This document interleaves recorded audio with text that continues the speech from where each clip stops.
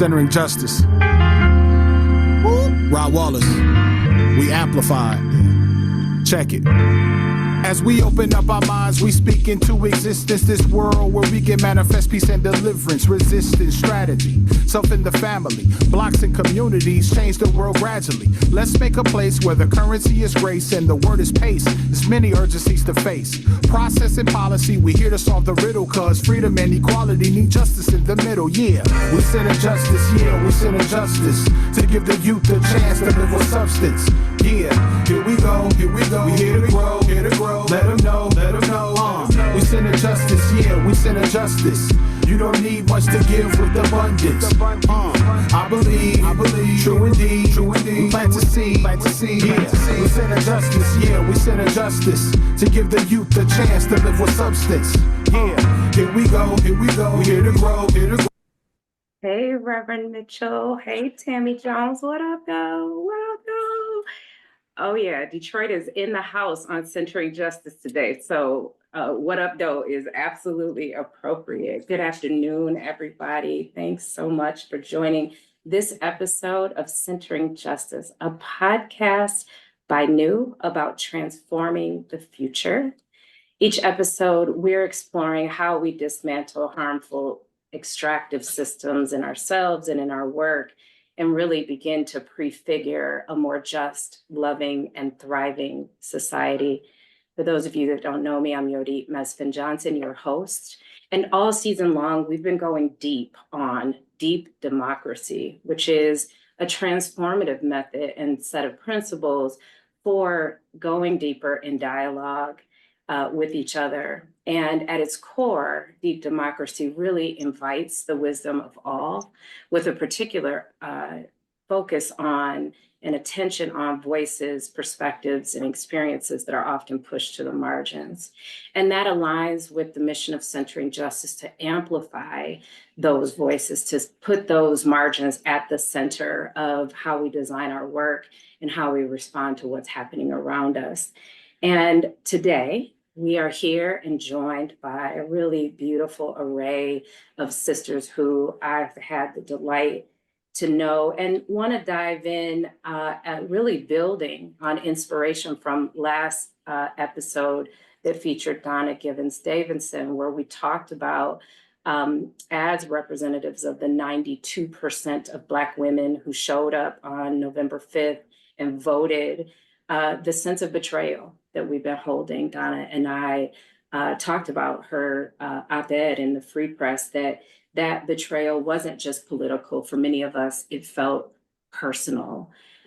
We show up as Black women time and time again, not for a particular party, but for the protection of our people.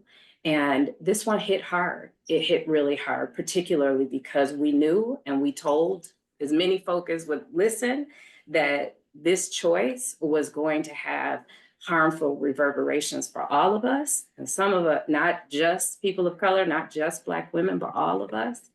And still, we find we were disappointed and really felt a sense of betrayal by the outcomes of the 2024 presidential election. And here we are now in March, just seeing the chaos, the shock, and the awe that we were warning about.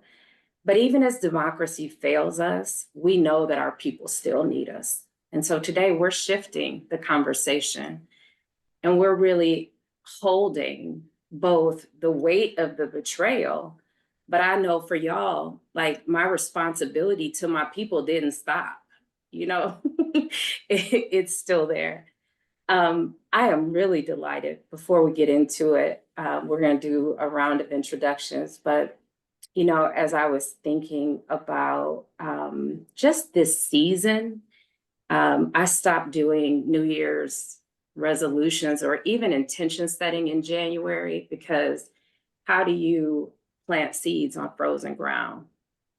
And Keija Gray, who is going to be my co-host, I think as of this morning for the rest of the season, is someone who I am always kind of planting seeds with. And this springtime, is optimal for some of that. So I want y'all to think about today that we are gardeners, collectively planting the seeds for what we need now, but also for our descendants, right? That we are building on this arc of indigenous principles of 7 generations back and forward.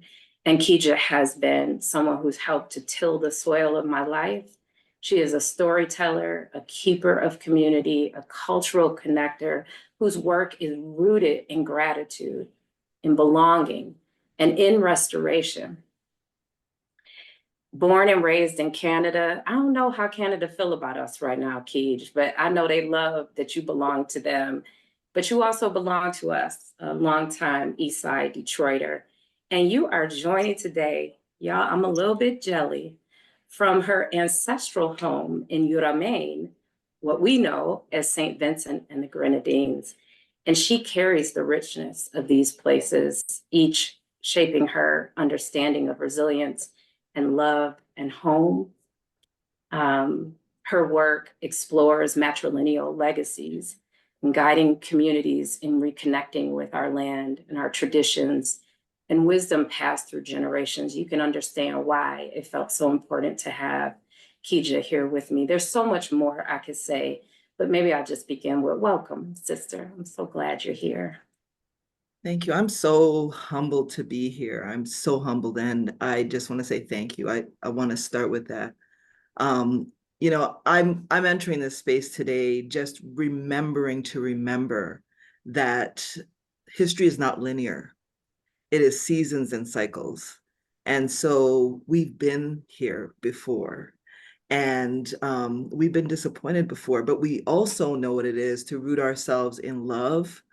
Bell Hooks speaks about the power of transformative love. And so even though that might seem a little, sometimes people are like, oh, that's kind of wishy-washy. It isn't. It is really what has propelled us. Joy is necessary for whatever we move forward to do. And this kind of gathering, whether in person or virtually, because we do have the technology, is so necessary. So I'm just so grateful to be here, and I want to welcome everyone. And thank you, Yodi, for the invitation to be a part. Thank you. You bet. So before we get into the deeper parts of our conversation, I would just love for each of you beautiful humans to bring yourself into space. We invite you to share the identities and the communities that you belong to as an active way of resisting how capitalism only defines us by what we produce, right? By our titles, et cetera. So Courtney, I see your beautiful face. Welcome. Well, thank you so much for having me. I am so glad to be here. I am a native Detroiter. I am someone who is the world's greatest auntie. I am a two-time pageant holder. I just embody love, and I love to have adventure. And I'm just really grateful to be in this space with all of you dynamic women. And that is a part of me too, because I have 14 siblings. Wow, 14 siblings. Hey. I love it. Your mama and papa were contributing to the community. So glad to have you here. Charity Dean. Hello, everyone. I am so happy to be here today. I'm feeling good. I'm excited about the conversation. I would introduce myself as a freedom fighter, but through the lens of economic justice and wealth building. I think I come to my work from a place of like, we built this. It really, most of it belongs to us. We're coming back for what's ours. So, but I'm inspired to be with on this panel with women that I admire, that I get to work with, and that we get to do that practice of radical love, radical rest, and resistance at the same time. So I'm just happy to be here, y'all. And I do not have 14 siblings. No. You have some beautiful children, though. I'm so glad you're here. Thank you. My sister, Danielle. Hey y'all, I'm Danielle. I say y'all intentionally because I'm probably one of the few people from the South here and bring a lot of those lessons and culture with me into being a community member. I think I would describe myself as a student. Yes, I'm formally a student, but I think that in lots of areas of my life, I'm showing up and asking questions and thinking about how we do this thing that we call justice. It's a perpetual journey for me, and see myself trying to learn as I go.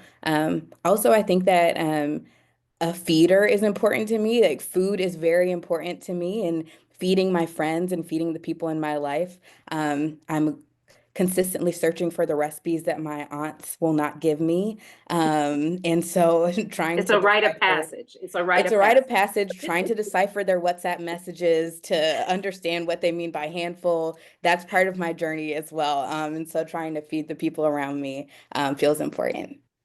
I love that. I love that.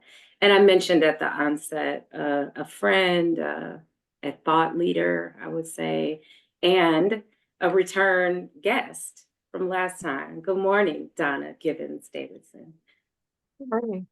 So I am really, really honored to be co-hosted by two of the women who always bring me peace. And I've told both of you that. So I love both of you for the spiritual wanking. I don't know what it is. I don't even put words to it. I think of myself less in those terms. And so you add so much to my life and to the lives of many women. I just want to honor you for that.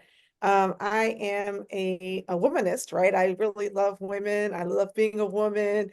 I come from a line of strong, amazing Black women who were always ahead of their time and who gifted us with their sense of justice and their willingness to fight for and stand in their beliefs. There's not a time that I can remember, even as a young child, not being encouraged to stand in my beliefs. So if I'm opinionated now, I was born this way, right? But also my family made me this way. And I want to honor my mother Shirley and my grandmother Cheever for all of, and even my grandmother Lillian, who I was not really close to, for investing in me, a lot of beliefs that, still hold true today. They were all Detroiters. And so I'm a multi-generational Detroiter. I love my city. I love my people. I love us, and I just want to see us be well. I believe that we have the capacity to be well together. And I believe it is, my role. One of the things I enjoy doing is trying to create win-wins, because if some of us are losing, none of us are really winning, even if we think we are. Because if we have children, if we have grandchildren, I'm a grandmother, so I have both. If we have cousins, sisters, and aunties, at some point, you've got to understand that we're in this together. And so I really appreciate being asked to be in this forum with people who are bringing this work from different perspectives. Absolutely, Donna, and I so appreciate you naming and Danielle and others the lineage of women that shaped who we are today. And of course, this month we are celebrating Women's History. I think about the work in economic power building through Black entrepreneurship that Charity is doing. That surely our descendants will benefit from a real-time history maker. Courtney, your advocacy for young people, for their leadership, for their wellness, and making sure that they have the bare minimum of housing, right? Which to my mind and to my politic is a human right. Everyone should have access to housing. Donna, you have been in the community development space and the youth space in Detroit for a good amount of time. And the work of Eastside Community Network, similar to Detroit Phoenix Center, similar to the Michigan Black Business Alliance, have made such an impact for Detroit's East Side. And I know you don't claim that impact as your own, but a part of the collective work that you and your team have done. I mentioned Danielle as a friend and as somebody I've been getting to know, but Danielle is also a doctoral student at the University of Michigan, sociology, and is joining today in both her capacity as a researcher who's exploring how people continue justice work in spite of institutional barriers and failures and backlash, but also as a contributor to this conversation. And when I invited, she was like, wow, this is a really esteemed panel you had. And I'm gonna say to you now what I said then, you belong here with us. Thank you so much for being here. And just building on the spirit of centering justice, which is about how we're evolving, how we're growing, how we are prefiguring the world we want. We ask every guest, when did you know you were transforming? And that verb transforming comes from New's tagline of transforming the future together. As Donna said, I do believe that that is our work together to make the world that we need. And I believe a multiracial coalition of folks show up in this space and listen to this podcast because they understand that as Donna noted, and as I know you all agree, that none of us is free until we all are. And in that vein, I wonder if each of you, and you can just, get in there as you please, can talk a bit about how your way of being and working have fundamentally shifted. And maybe more specifically, when was a moment when you realized you were not just doing this work I mentioned that you're involved in, but transforming it, and how has it transformed you? Whoever feels called to answer that. I'll start. Thanks. Ironically, today is today's MBBA's 4th birthday. So we are 4 years old today.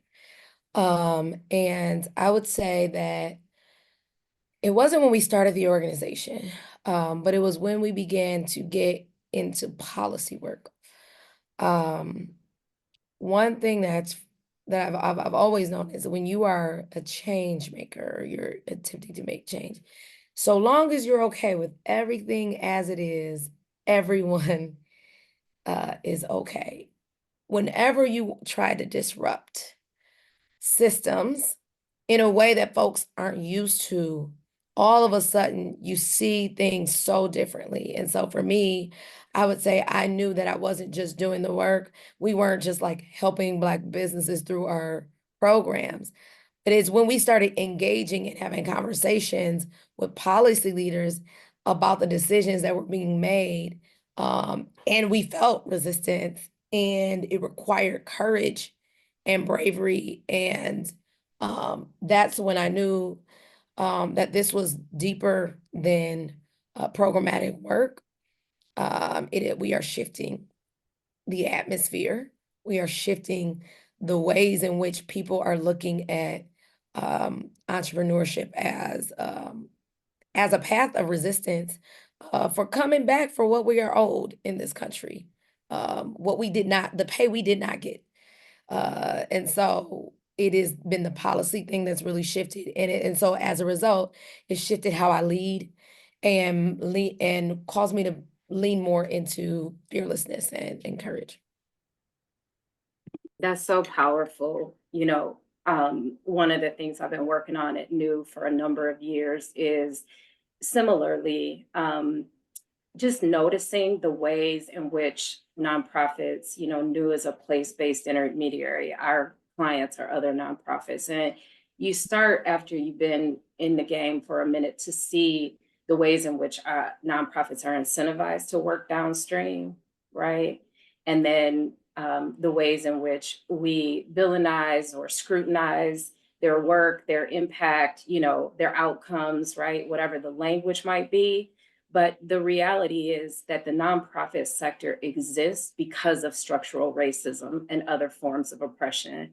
If we really believed people deserve those basic needs, just as I said earlier, because they were human, right? If we really believed that the narrative about the founding of this country and the values that it espouses are not really available to all, then we would understand, right, that the work that Nicole Hannah-Jones did on 1619, which really reimagines what the founding of this country looks like, right? So it's almost, if I'm hearing you correctly, Charity, at least, or check me if I'm projecting, is now I feel like I can't unsee the system, if that makes sense, right? So we absolutely can help nonprofits, strengthen their board or their operations or what have you, but we have to simultaneously be working on those systemic factors, right? And shifting that narrative. Yeah, Donna, how about you? Oh, I can't imagine. I cannot remember a time professionally when I wasn't fighting. My first job in 1985 professionally was at the Community Health Awareness Group during the fight for HIV/AIDS protections and just trying to help protect people from disease, but also from discrimination. Because at that time, it was so stigmatized being gay, being Black, and having AIDS that people did not even want to sit in the same room with people. There was so much dehumanization of women who were pregnant, and the desire to, punish women who were pregnant, take their children from them, force them to have abortions. And so I was fighting for the rights of mothers. But I was also fighting for the rights of people who were returning citizens, people again who were LGBTQ. I was working with the most marginalized of marginalized communities, and really learned how to advocate by listening and by understanding what people were going through. I was so blessed. My mother was the social worker for the AIDS Project. And as social worker for the AIDS Project, she taught me how to be, how to love, how to care, and how to demonstrate that, but also how to listen. I managed a support group when I was like 22 years old, and I had a support group full of people who were dying, people who were coming out of prison. My favorite person being a woman who had AIDS, who had been on the streets as a prostitute, who was brilliant. And I started to see the humanity of people who society washes away. And so from that moment on, from the time I was 22, I really wanted to fight for people who didn't get an equal chance in life, who had these systemic barriers. And over time, over these past however many years, I guess it's, wow, 40 years now, my goodness. These past 40 years, all of that has changed. It's been transformed because the more I learn about systems, the more I learn about what we need to fight. So my fight has changed as I've grown, and I really appreciate you honoring the fact, because if you're not growing, you're dying. And so thankfully, I've grown in these past 40 years, and my understanding has grown. I think right now, I really understand that what we're fighting for in Detroit is what we're fighting for as human beings. It's not about Detroit. It's not about the United States. It's not about Black people. It is about justice. It is about human rights. And it is about the way that white supremacy has across the globe harmed people. What they call the global North has imposed on the global South. We are not the most oppressed people in the world. And we have got to, I think, open our minds to understand that injustice anywhere is injustice everywhere. And so I'm really happy and proud to have grown into that understanding, so that my fight is not for one people, it is for humanity. And the last thing I'm going to say about that is I lost my mother a couple of years ago. I lost my grandmother before that. And in those losses, what I came to understand is that they now sit in my soul. And I had to be true to their fights. My grandmother fought for some of these things that were never my fights, and they are now mine. And my mother's fight is now mine. I think as women, we inherit, internalize that legacy of our ancestors moving forward. So, yeah, I fight to live. Did you say I fight to live? I think that at heart, I feel as though when we stop fighting for people we love, Mhm. listen, we are the custodians, we the guardians. Black women, come on, this is what we do. We're Come on. magical, right? Magic, Yeah. God invested a certain level of magic in us, took away from us all of the stature. We're not men, we're not white, we are Black women. And because of that, we have all of these intersectional injustices that have forced us to really learn to be magical in our space. And in that space, if we're fighting for it, then nobody is. Mm. Fight for the people who are at the lowest margins of society, and we always have in this nation, going back to when we were enslaved and even before then. So I don't fight out of hatred and out of anger. I fight out of love and a desire to protect and care for my people. But if we didn't live in this world, I wouldn't have to fight so much, right? But I feel as though the world we live in forces us into a place where everything is, whether we want to acknowledge it or not, a fight. And the last thing I want to say about this, and I do want to say that because as women, we have this thing that we're told that we're supposed to be nice, and we're supposed to be easygoing, and we're supposed to be, all of these things that I was not blessed with. And I've learned to appreciate the fact that that's not how I was made, because some of us have to be made to fight. Mm, mm, so deep. Get in there, Courtney.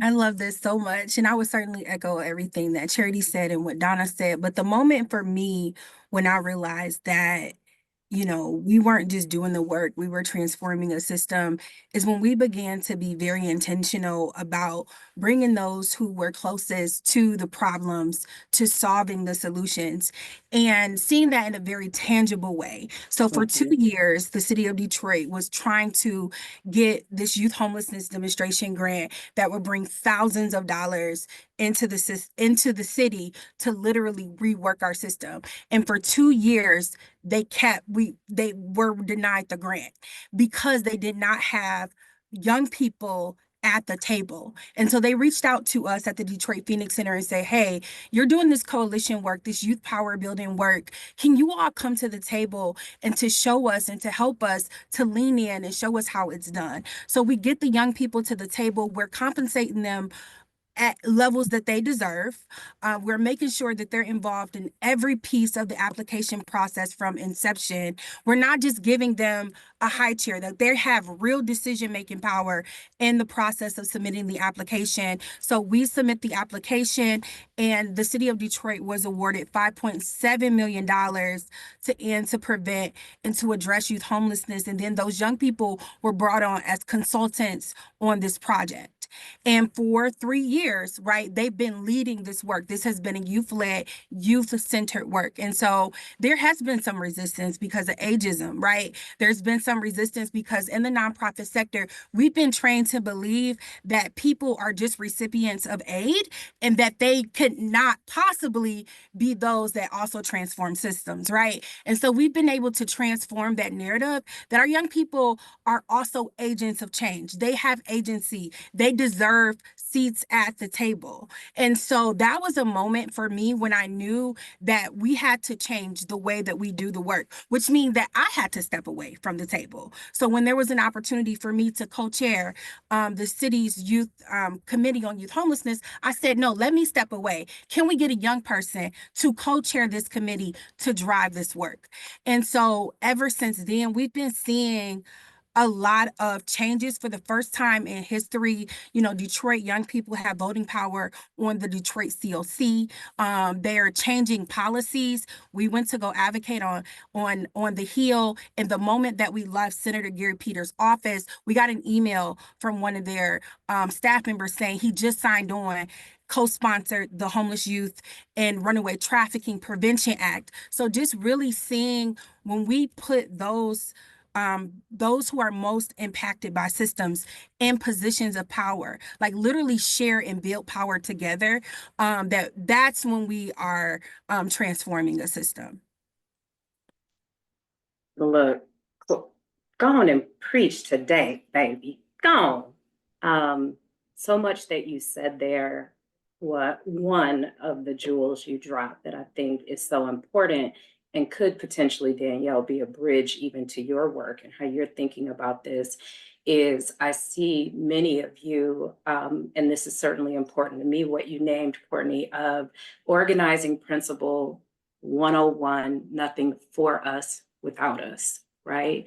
And that is something unique I'm seeing as more folks, as we put more folks from marginalized communities in these leadership seats, is that we understand I can no longer today speak for Black women in my neighborhood on 7 Mile and Pembroke, right? Than I could for anybody else. And so my form of resistance there is when people ask me to like be the representative person. I'm like, nah, you need folks for whom this is their direct experience. So thank you for naming that. Danielle, would love to hear just how your leadership has been transforming, and specifically from kind of doing the work or studying the work and now being transformed by it or transforming. Yeah, I was just thinking about how grateful I am to be in this very intergenerational conversation and hearing how people have learned and grown and moved from doing the work to transforming it over time. I think that I'm still in this space means to transform. And so really excited to hear some more of your reflections over this conversation. I was thinking back to I worked in higher ed for a number of years doing actual work like connecting students and faculty and staff to community opportunities and saw that as a worthwhile social justice work, and I still do. But I remembered one day I looked at my phone and I was in the Notes app, which I keep a lot of just thoughts in there. And I noticed that I had a question that I had asked, I want to say 2 years into my job, where it was just like, all these people are fighting towards justice. Why has it not happened? And it was just a random question that came to me that day. But I realized that years later, that question, I was still thinking about it. I was still reflecting on it. I still felt frustrated by it. And I was at the point where I was trying to decide what did I want this next season of my life to look like. And fortunately, I was in a place where I could explore that question. And so that's essentially what a lot of my scholarly work is. If we care about this, if people have been working for generations around justice and fighting for things like democracy, economic freedom, whatever that might be, why has it not been realized yet? And I think there are a lot of different paths to go down in understanding that. But just like Courtney said, a lot of times people try to answer these questions or pursue this work without involving the people that are actively doing it. I see a lot of ways that researchers can try to take an objective, very sterile look at, and that's not the approach that I want to take. And so, just in general, even the approach that I want to take with my research and like getting into the conversations with people, getting involved, getting engaged, I think that in some ways that's a form of a transformation, but I would still say that I'm still in the midst of that journey. All right, thank you so much. That so many jewels there. I'm thinking about the election. I want to go there. And I'm thinking so much about the fact that I'm always seeing these memes about the 92%. We went out there, we did what we were supposed to do, and we tried to told y'all, right? And still, this happened, what we're living in. And some of us are feeling betrayed, dismissed, invisibilized by that. And how are you personally holding the results of the election outcomes? And what responsibility to continue building in this current iteration of this country do you feel you have in that? That's I guess I'm just curious about that. And so anybody can take that. Yeah, Anybody can. I'm not sure I'm comfortable with the term 92%, because I don't believe 92% of Black women showed up at the polls and voted. I think that there are so many Black women who are unrepresented by anybody politically, and that we've got to get back to the business of trying to figure out why. We have Black women are incarcerated at higher rates than any other women. We have so much poverty. Black people are more poor than any other people. Black families are poorer than every other family. And our political establishment doesn't deal with that. I mean, nobody has a political agenda, Democrat, Green Party, Republican, that talks about those issues that are really, really relevant to poor Black women, to women who are marginalized. And so I would love to believe that 92% of Black women showed up and we were proven wrong, but I feel as though there is a certain level of elitism even in that statement, that when I talk to some people, they don't feel like they're even reflected there.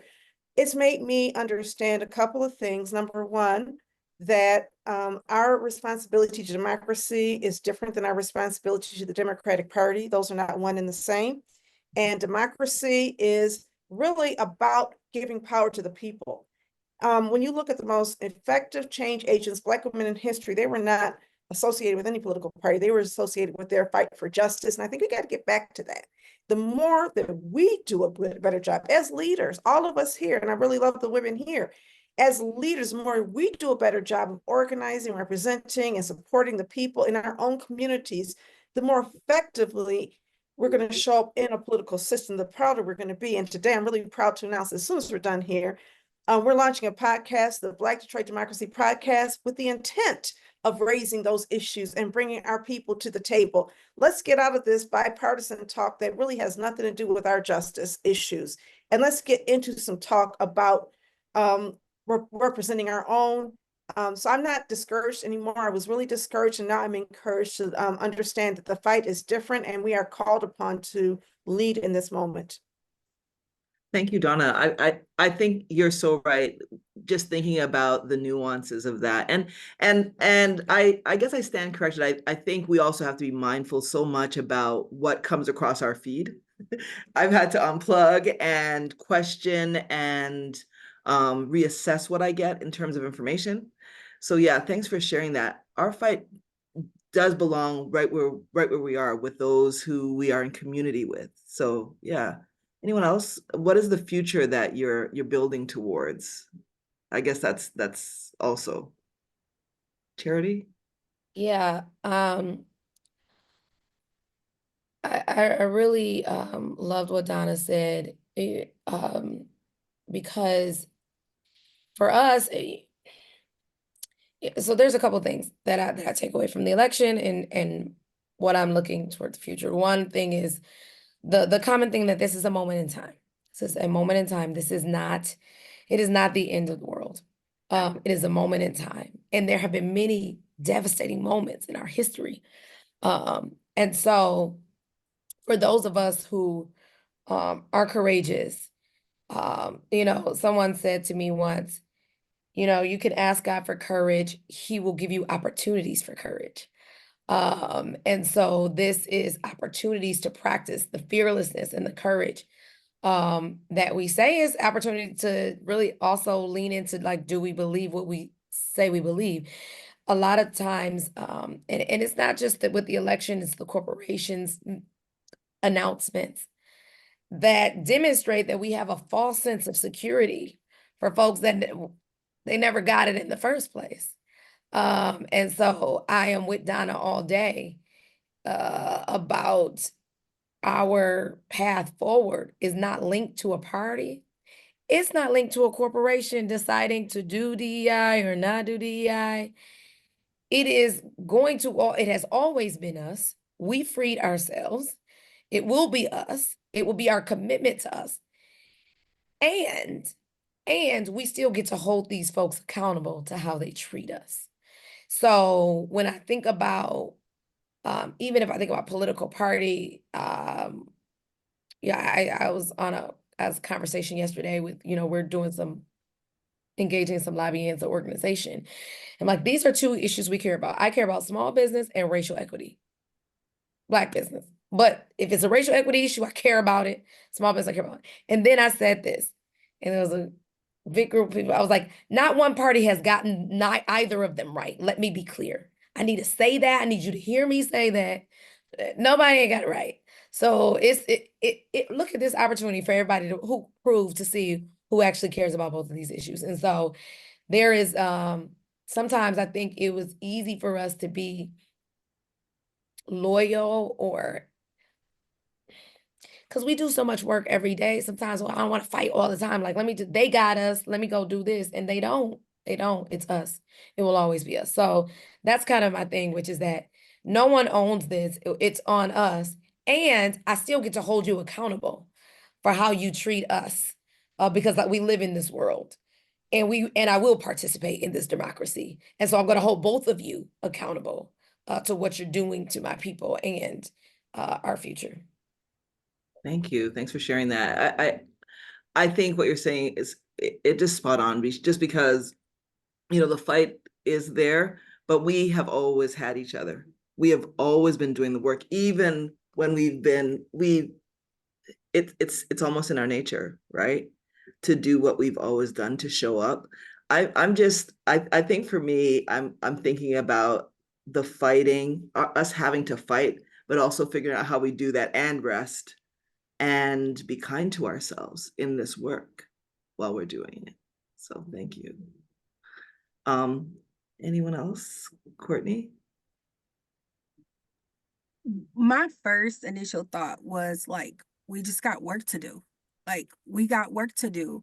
And when the policy, the political realm fails us, when the systems fails us, like, we still have a responsibility to care for our community as that's just the reality. And so for me in this space, it's just continuing to show up because that's all I got.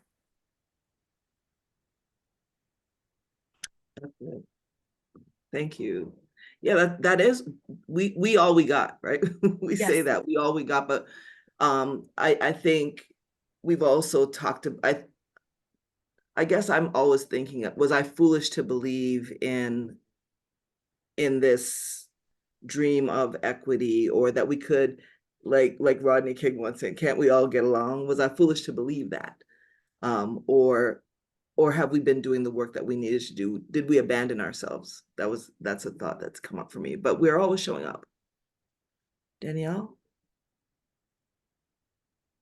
Yeah, I'm hopeful that y'all can hear me. The city decided to do some construction just as the question was asked. And so for me, that piece that you bring up, Kija, is a question that I've been asking around that question of betrayal. Um, what what state were you at in order to be betrayed? Did you believe that that this was something that was possible? Did you believe that it was guaranteed? Did we take it for granted? And so that the election results feel like a betrayal, or is this maybe a new iteration of the same pattern that we are maybe more used to? And then I think that this came up for me as well, this idea of skepticism. And as we move forward, I think a lot about the quote that's usually attributed to MLK, that the arc of the moral universe is long, but it bends towards justice.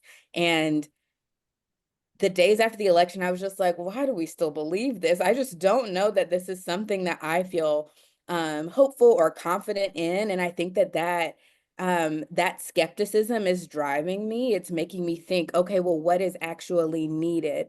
If we believe that someday there will be justice, what ways are we working towards it now? And not just in the big things that we do, but even in the smaller day-to-day things that we're engaging in.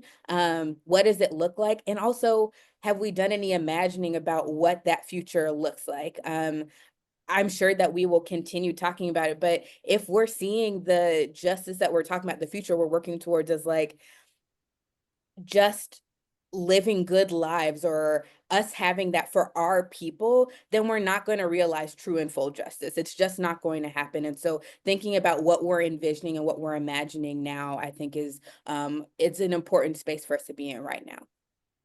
Thank you. I agree, Danielle. And I wanna offer something in the space. So some of the ways that I've been thinking about my own responsibility. Well, first of all, I was not surprised by the election outcomes.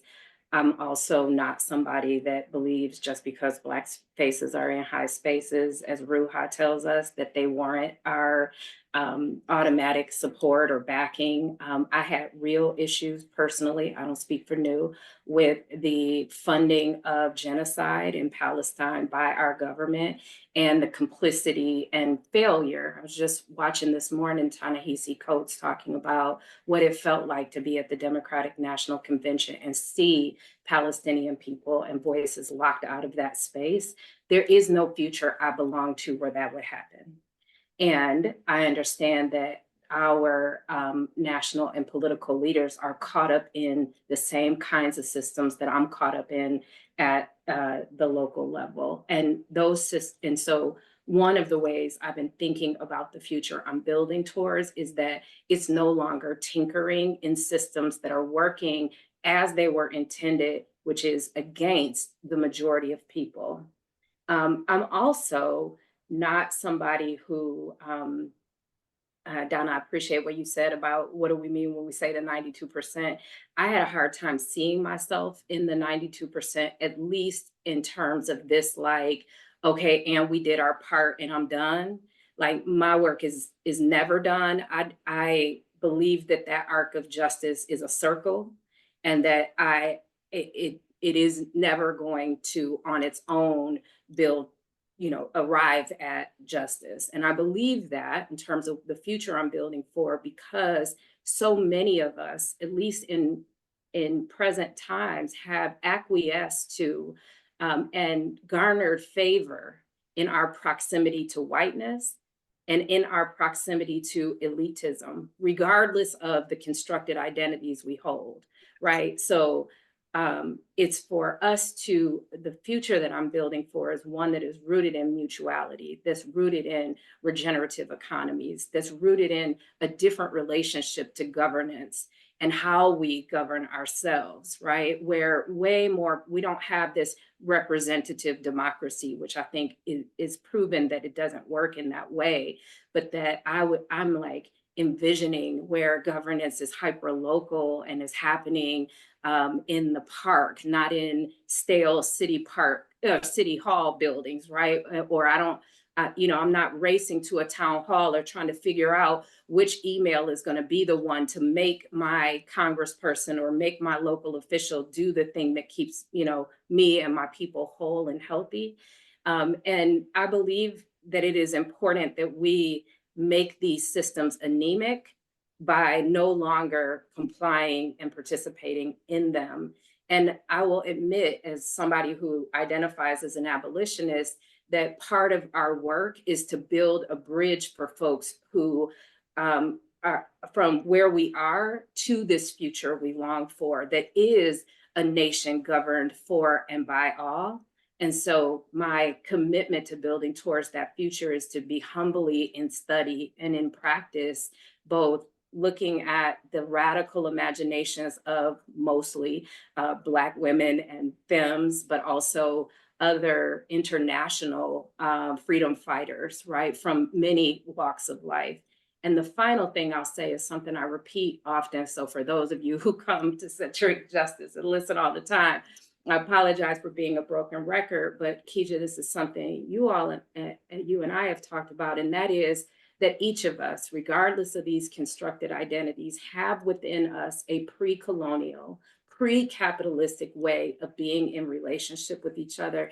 And so my work is about healing the parts of myself that found safety in whiteness, that found safety in the comforts of,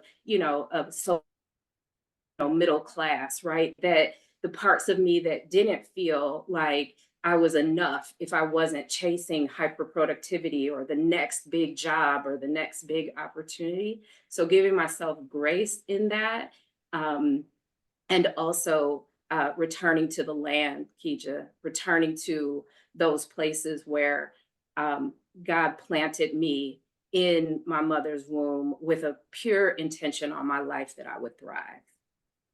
So that is how I think about the future we're building towards and the reckoning that we have to do with the current circumstances. Can I just, you said something that really resonated with me, and I just want to just bring this up real quickly. We did not do our part. As Black women, we did not do our part. Let's quit pretending like we are martyrs to this cause of justice and freedom. All during this election process, we had people who were facing genocide, and we were silent. We weren't showing up at marches. We weren't defending people who were being arrested.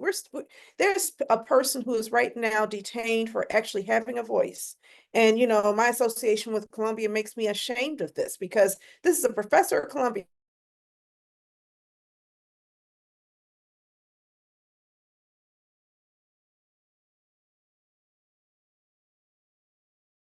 What more can I do? How can I behave differently?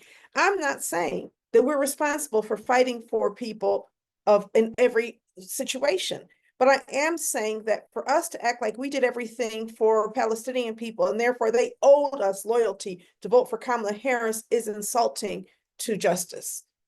The idea that somehow winning this election was there. I get it. As a Black woman, I felt like there were so many attacks on Kamala Harris that were wrongly, that were wrong because she's a Black woman. And it did feel personal in that way. But I think for any of us to pretend like we could not do more is wrong. I can do more, And I believe we need to do more if we're going to see justice. And I will do more. And I'm not going to pretend like I did enough, even though I did raise my voice in support of people. Did I put anything on the line in support? Our ancestors put their lives on the line for justice. And we quote, we post on and get on podcasts. I think we have to do a little bit more if we really want to see justice. That's real, Donna. I appreciate that. I wonder, before I move us on, if anyone else wants to get in on that. Just any responses to that. I often think about what you're saying, Donna, and I've thought recently, like there was a point during the pandemic where when everything was kind of going haywire, and I thought, I want all of this to fall down. I want it to crash to the ground so that maybe we could build it up again. Mm-hmm. And what we're really seeing is the crash and burn of this thing that wasn't working anyway. The And empire is painful, falling. right? It's painful to watch. But I also want to say that when I think about the manifestation of the American mind, we have manifested what we have today. This has been 400 years in the making. What we see in America right now has been coming. We have, as a world who has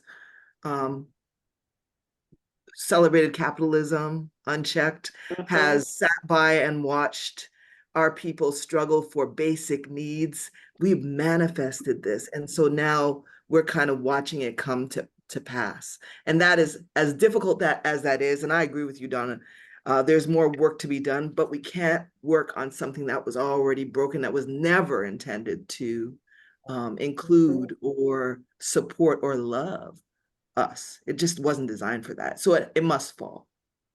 And I think we have to hold both. Again, Donna, I appreciate the loving accountability, the calling us in, right?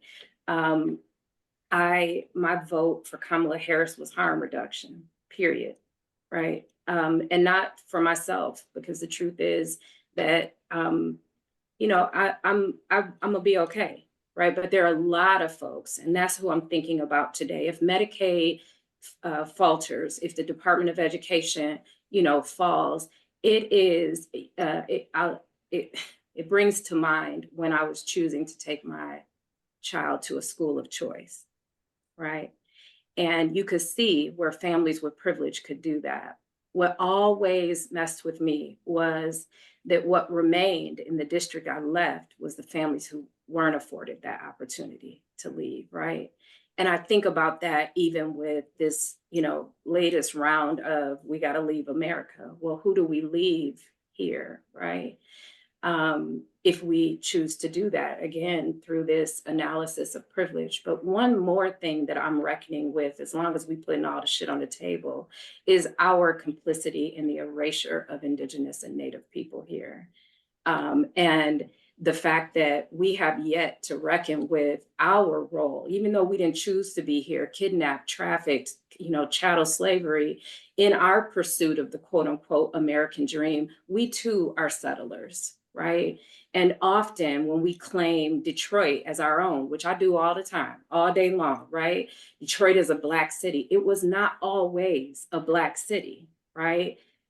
It was indigenous lands that long belonged to the Ojibwe, the Potawatomi, the Anishinaabe people, and more, right? And y'all who are in the city now can add to that. So I see that this responsibility for building a hopeful future begins with reckoning, all of us, and it differs depending on our identity, depending on our proximity to power, depending upon our life experiences, and where we have spheres of influence, all of us reckoning with our responsibility, right? And looking rather than to the constructed identities, but a set of shared values and agreements for prefiguring for that hopeful future that we want to hold is so important. Donna, as we think about like building beyond the system that betrays us, you have been doing sustainable community development around people, place, and planning for a long time. I'm curious, I want to know more about those communities and neighborhoods you work in. And how are you seeing folks build the future we long for and catalyze that outside of these systems? How do we begin to build what we need, not just to survive, but thrive? I think one of the most important things we did was we had space, and we lost a tenant, and we said, let's just commit this space to the community. And so the space is being built by community, by our team, but also by people just coming in. We have, and I'm so proud that Keisha's a member of it, but we have members, over 2,500 plus members. We've got a free store. We have classes. We now are, supporting so many unhoused people in a space where you also have homeowners, and really learning how to reconcile having all of these people in the same physical space has been love, but I think we've got to do more. I think we've got to ask ourselves, if we don't have food stamps anymore, will people eat? Can we figure out a way to get food into people's stomachs without depending on government spending? If we lose Section 8, will people have housing? I love what Keisha said also, because let's face it, Section 8 was always incomplete. Maybe one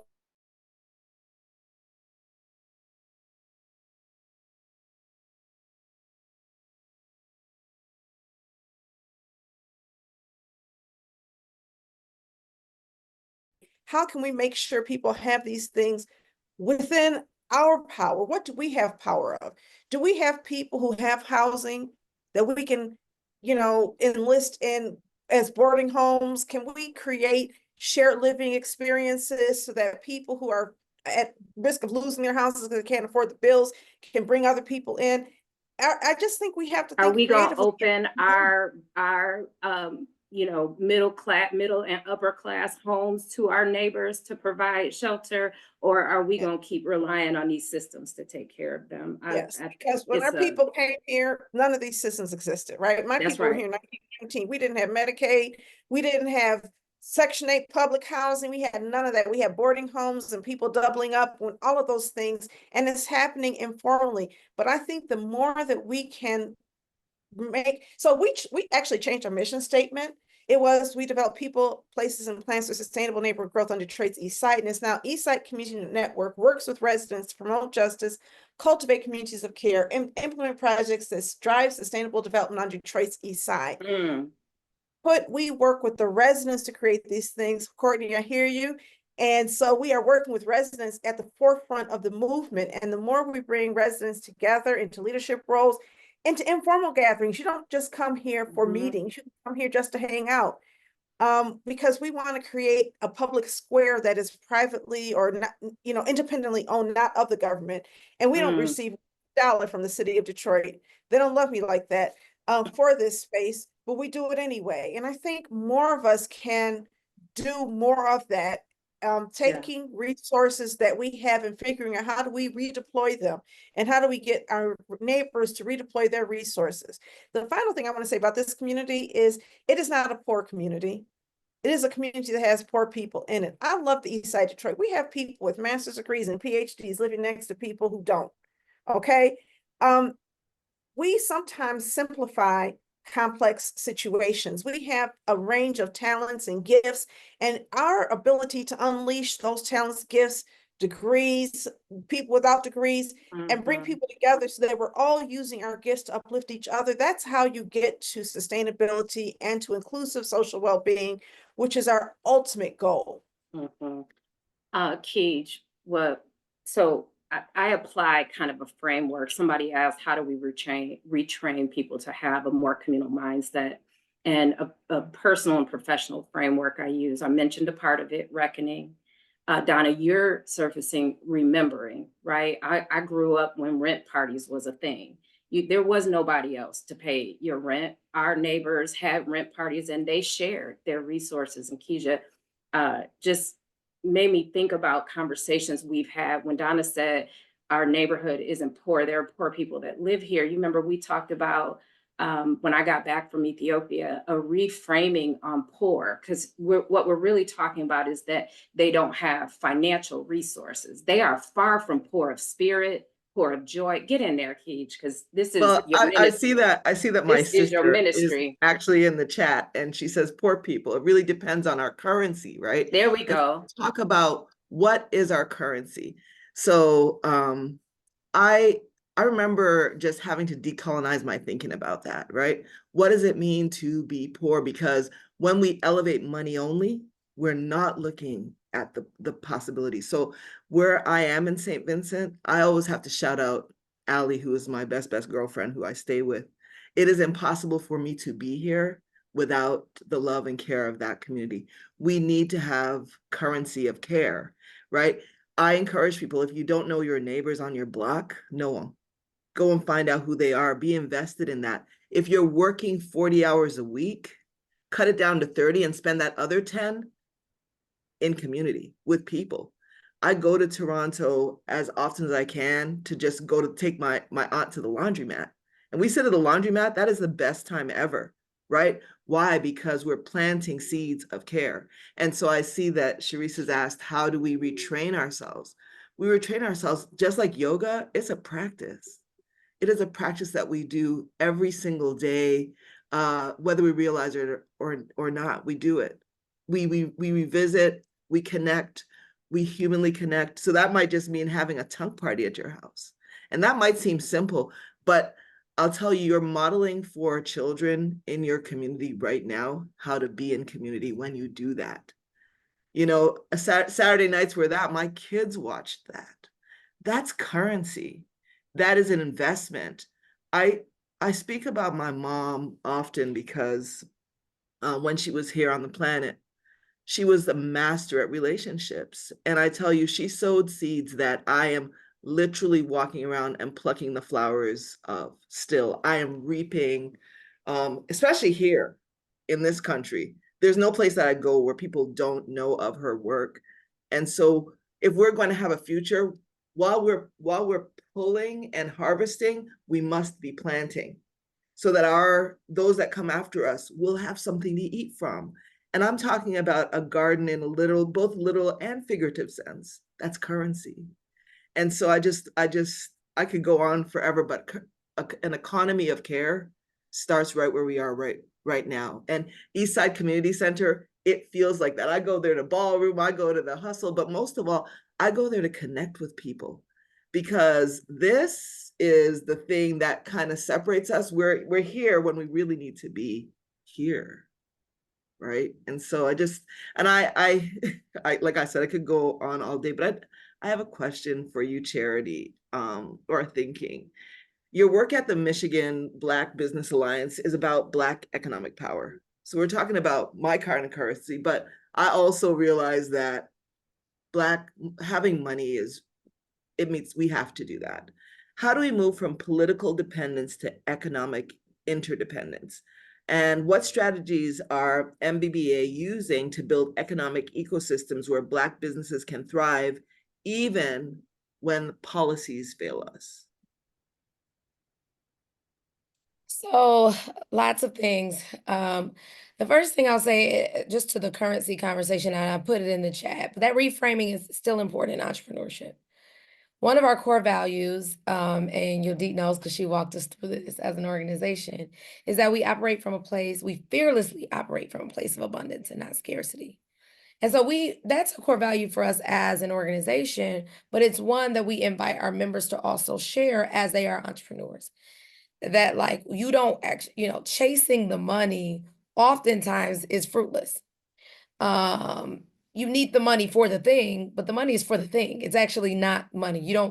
The money is going to be for something, right? It's for a building or it's for something else.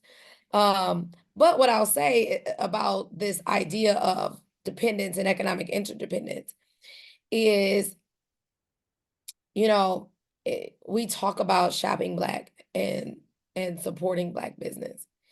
And oftentimes, especially, it's an election season, we can sometimes fetishize Black businesses, right? It's cute. I'll do it like Juneteenth or Black History Month, or somebody made me mad tomorrow. Somebody made a big announcement. Okay, we got to shop Black. the thing that will change us is when we do this as a part of our lifestyle. That is not reactionary to our feelings getting hurt from a misplaced expectation from, again, someone that was never going to save us. So if you're always thinking about how the money that I do have, we talk about money and currency, how do I make sure that's in the hands of my community? How am I intentional about doing that? That then builds that economic interdependence. And how do I leverage my voice? Because I'm always going to talk about policy, and to make sure that the rules of the game that are being made in Detroit, in Lansing, in DC, don't take more money away from the folks that I'm trying to put my money in the hands of. You cannot, and I am very excited about election season in Detroit. I've got a lot of stuff up my sleeve. I've been real quiet this first quarter, but I say this, if your platform is I support businesses because I shop there, then you missing it. You don't even get it. You have no clue. And so part of what we're trying to do by doing that is elevating the voice of Black businesses. Because every day someone is waking up and making a decision about a business. I own a coffee shop. Every day, there's somebody today in Lansing, in DC, even in Detroit, crafting a policy that's going to impact how I do the thing. My coffee shop is a community gathering place, right? In Detroit, on the riverfront. Every day somebody's waking up making a decision about how I do that. If my voice is not included in that decision, then you can buy a cup of coffee, but that's not going to have the biggest impact. It's the policy. And we've gotten accustomed to not listening to Black voices. And I don't just mean elected officials, they don't. And again, like I started when I said, no party gets it right. I don't know. I can't name a super champion for Black business because we haven't, there are lots of reasons why. But also what I'll say is we also sometimes don't listen to Black business. Us, each other, right? I'm going to use this example without, I don't want to open up Pandora's box, but I just want to use this as one example.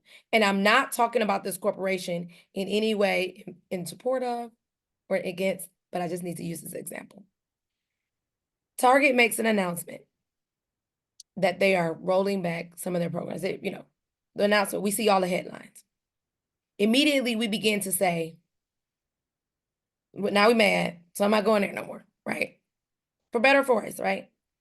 And then there are Black businesses that say, hey, I actually spent all my money to be here. If you want to support me, I want you to at least listen to me. And I'm not saying to do anything. I want to just make that clear. But I heard this conversation about there are some folks that had all these opinions and that just had all this information that wasn't accurate about but they're not a Black business owner. And so my thing is so you boycotting to support Black business, but a Black business owner saying, hey, one way you can support me is this. And so sometimes it's kind of patriarchal. We come in and we're going to say, this is what you need. I'll tell you what you need, Black business. You shouldn't even be in there. And so that's all I'm saying. And this is why I think nobody is coming to save us. It's got to be us. We cannot it's not binary. It is not one thing or another. It is not one party or another. It is, especially when we're talking about economic independence and interdependence. If I care about Black business, how often am I engaging with Black business about how I show up for them? If I do want them to be the next Black whatever alternative to the thing, how am I engaging in such a way such that policy creates that environment for Black business? What I'm hearing you say is that there's an interdependence, not just consumer to business, right? But an interdependence community to these entities, and an interdependence of how we're an interdependence of our values, our commitment to the support of our local businesses. I think, before I came to New, I did a lot of work in the small business sector. I just want to name a couple things. So, business is a broad word really that describes a designation, right? That is tethered back to a tax and economic system that, ties back to all the other big systems. When you and I worked together, what I saw is you wanting to create pathways for resource generation that was led by the people for whom resources have been extracted or have been denied, right? So it is this business, Black business, is merely a tool or a strategy for us to grow economic interdependence together.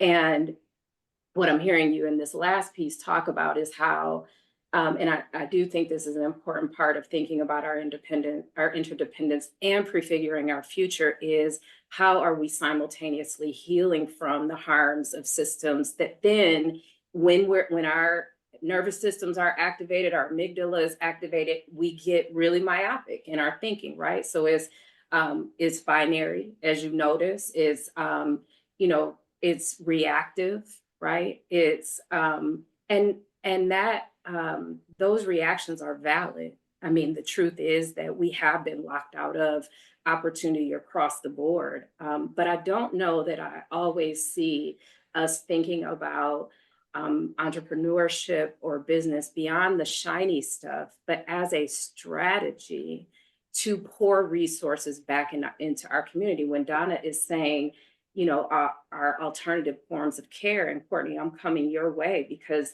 there are, first of all, there are all kinds of underground economies that have been happening. And so the other challenge of what Charity is uplifting is when we're only talking about, really, Target is not anywhere comparable to micro enterprises in neighborhoods in Detroit, and sort of how we're deciding that, or even just the little bit of spend that they are doing with Black businesses is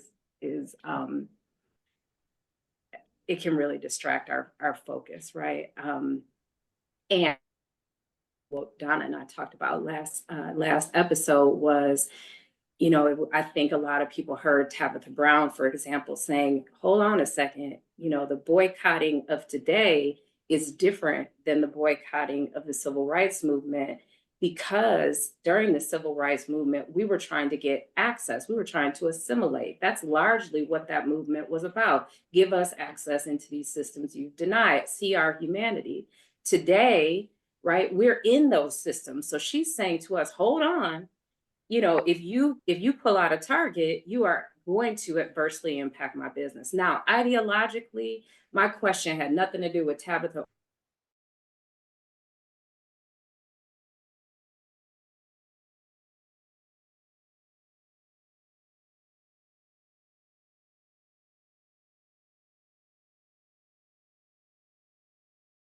So the invitation there is just to think about get clear about what are our drivers and what are our motivations. The expectation of just support Black business, I think I'm hearing you say, Charity, why, what is our why for doing that, and to more closely examine our interdependence with the health of those businesses. I would just Courtney, also add, yeah, please. so I just want to just add one thing. I think because business is so sometimes connected to our view of white supremacy and the patriarchy and all those things, it's hard Capitalism. for us.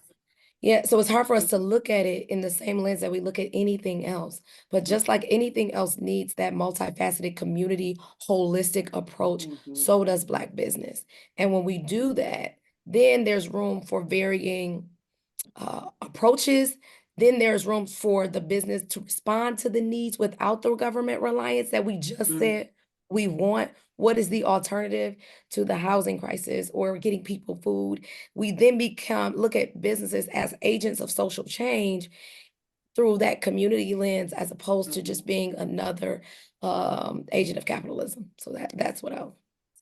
But Yeah, can I just ask, I have a question to ask real quickly? I'm Yeah. sorry. no. Do people in the community feel as though those businesses are fighting for them? Because I think a lot of times people view Black businesses as being extractive, whether are they showing up when people's water is being shut off? Are they showing up when there's tax foreclosures. I think building that solidarity so that people can understand these are our partners has to happen. Because I've heard people really feel like businesses themselves are extractive. I will just Oh. say this to answer just, and I know we gotta go. Hmm. Small Black businesses are 100%. They are not extracting, sorry. The opposite. When we went through some of the things, like I know our members have extra cars for the people that go to work. They're hiring folks, other folks will not hire. So your neighborhood Black small business is absolutely 100%. There is something to be said, Donna, about the idea or the folks that do buy into the idea of the patriarchy and that capitalism is the way out, the whiteness of it all. And we can talk about that separately. But I would not assume that that's not happening. In fact, what I've seen just in the 4 years of running the Black Business Alliance, those brick and mortars, those Black ones in the neighborhoods, they are actually community centers. They are providing childcare. They are doing these things that no one even knows about, and they're not doing it for credit. It just makes sense because it's a community lens to how they approach their business. So that's what I. Well, but it's also, it is a lineage, of how we grew and took care of community, and outside of a capitalist framework, it was about regeneration and about moving resources into community and meeting unmet needs. Speaking of, Courtney, just want to get your voice back in here and please respond to whatever parts of the conversation, but I'm really thinking about our young people. And I'm thinking about, as these systems are falling around us, they can't open a business until they're 18 years old. They can't engage in a mortgage until, they're older. And many of them, particularly Black kids, queer kids, kids who come from communities with low economic opportunity, when the systems fail, their livelihood, their lives are at risk. And I'm curious about the ways you're thinking about alternative structures of care and support for our young people. We've named patriarchy and we've named capitalism and we've named white supremacy. We don't talk as much about ageism. We don't talk as much about the ways in which, children are in the wealthiest country in the world. So many of our young people are in very perilous and precarious situations. How do we catch them? What is our role as a community in wrapping around them and around you? Thank you. This is such an important conversation. And like you said, there's only such a short amount of time. But something that resonates with me is like the way in which we truly, truly like decolonize our sector, the way in which we transform our system, the way in which we really create those communities of care is we have to be willing to untether ourselves to the institutions that we esteem to validate and sustain us. We have to go back to the way in which our ancestors took care of our community. Open this conversation saying, hey, we got $5.7 million from HUD. Closing this conversation is that same $5.7 million is now in jeopardy, right? And so what do? Right? We have to really be bold. We have to be willing to step outside of the parameters of the institutions, right? And then to lean into community. I often say that I built an institution to dismantle one, right? Because we have to be willing to do things that have never been done before. And just to echo Charity's point, like we needed a space, right? Like we needed a physical space. Tapped into a relationship that I had with the Michigan Black Business Alliance, say, hey, we need a space. We are now in community, right? We're sharing a physical office space with the Michigan Black Business Alliance. When people think about that, they don't think that those things go together, but the reality is they do, right? We have to stop working in silos and to be in the community. We need the Black businesses. We need our elders. We need the research community. We need all of us to be able to provide that support. And we've been here before, right? I think about in 2018, it was the coldest winter ever. We launched an emergency shelter with no money from the city. We worked with a local church, 24 hours operation, young people leaving very resourced very resourced buildings to come into this space that we created, that we were able to feed the community with businesses rotating, with families stepping up, right? We were able to clothe the young people with people saying, hey, I have food, I have clothes in my closet, right? Like, we were able to get them jobs because businesses were saying, hey, we care about youth in our community. We recognize that our systems have failed them, and it is our responsibility to bridge the gap. We partner with MBBA to launch our entrepreneurship program for young people so that they can have agency and to create to create that sustainable wealth for themselves, right? Like, community is our greatest currency. And I do believe that when we truly tap into our community for all of our needs, like, every great social movement in this country did not necessarily rely solely on the government. It relied on the people being on the ground. It relied on us organizing collectively. And so, just even more practically, our transportation system is our transportation system in Detroit is failing our young people. So we cannot rely on them to come to a physical space. We have to bring the space to them. So we're launching a mobile drop-in center, right? Young people love these cell phones, right? So we have a mobile app that young people can tap into that connects them to every resource that's available right in the community. When we need support, our community has literally sustained the work that we do. We would not exist had it not been for the way every single thing that we do, everything. And I feel like I'm like rambling, but I just cannot stress that enough.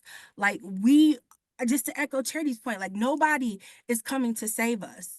We have to save ourselves. And then also with the young people, they have their own communities of support. We have to resource them, right? To give them agency. If Detroit Phoenix Center is fulfilling our mission, then we would not need to exist. So where do we need to retool our resources, thinking about direct cash assistance, right?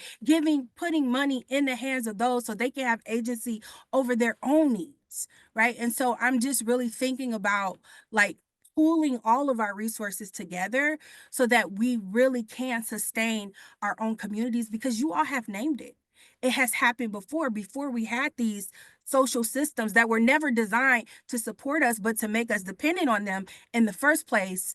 We're in this beautiful space to be able to dismantle and rebuild. So that's kind of just what I feel coming up in my body for this.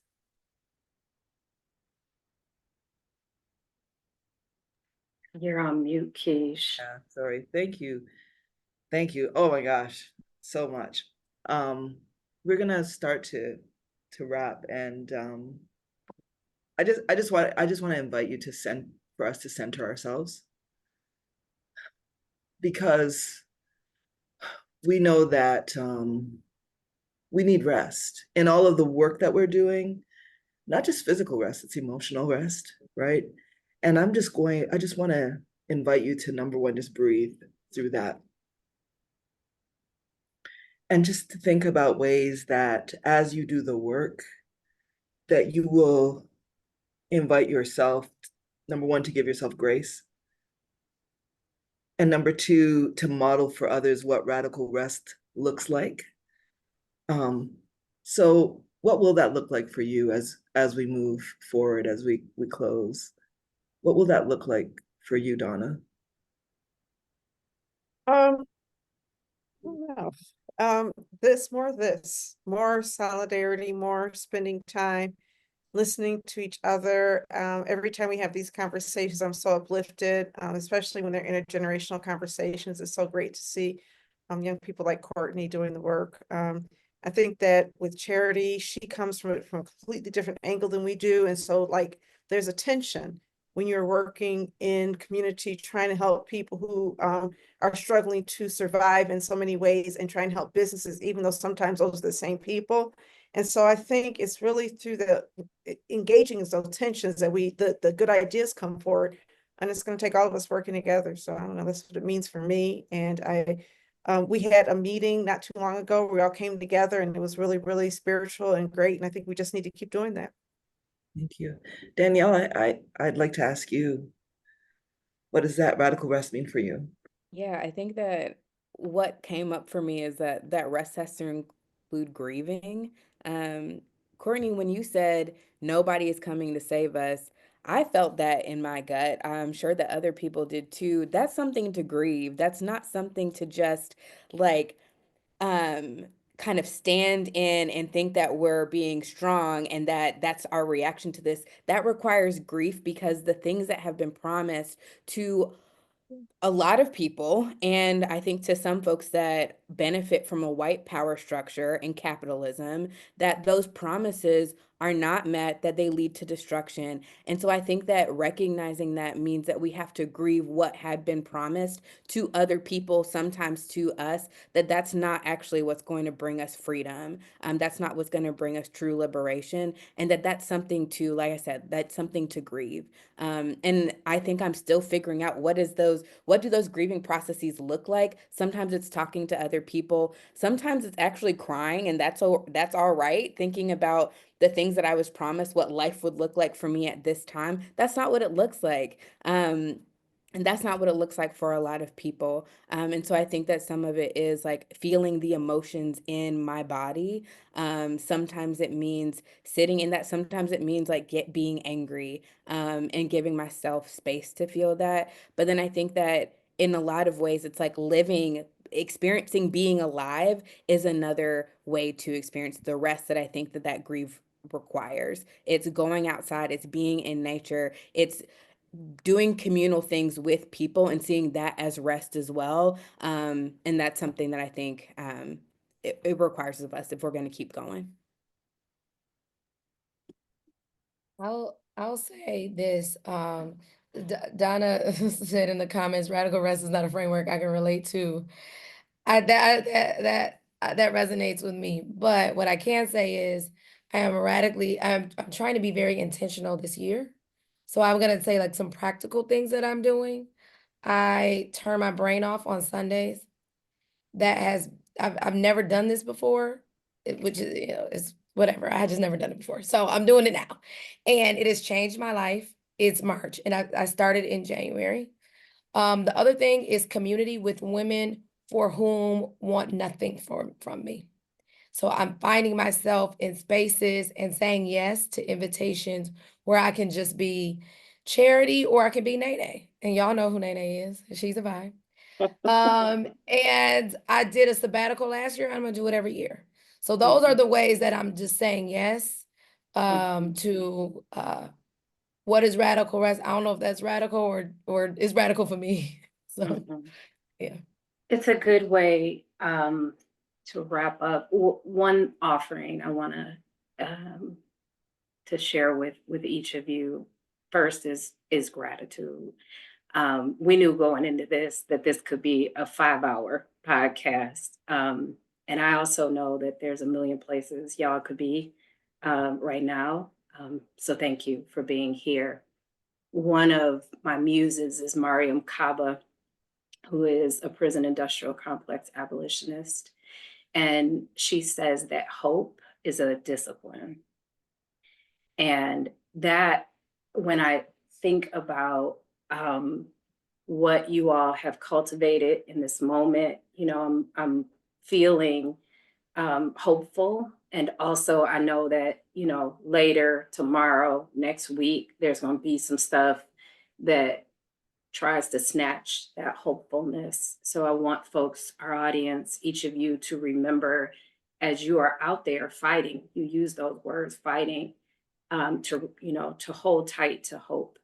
And the other thing about rest is just to remember that it is in our dream state, it is in our rest that our wildest and most radical imagination emerges. And so I happen to know, Charity, Donna, that there is not as much rest happening. And I understand, as part of what the calling on your life is.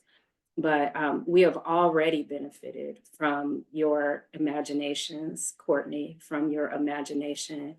But if the future where those imaginations are now reality does not include a whole Charity, a whole Courtney, a whole Donna, then I have to question what was it all for. So please think about rest as a strategy and radical rest as a reminder of your humanity. And speaking of humanity, we lost a beautiful soul this month, Angie Stone, the R&B phenom. And we wanted to take the final few minutes to listen to one of her beautiful songs, to sit in her memory, to honor our new ancestor, and to have the fragility of life. She literally was performing in Alabama that night, wanted to get home, got in a car. It was a horrific accident. And so in honor of her life well lived and also the frailty of life, let's just soak into her music as we say goodbye to this episode of Centering Justice. Thank you, all of you, for being with Thank us. you.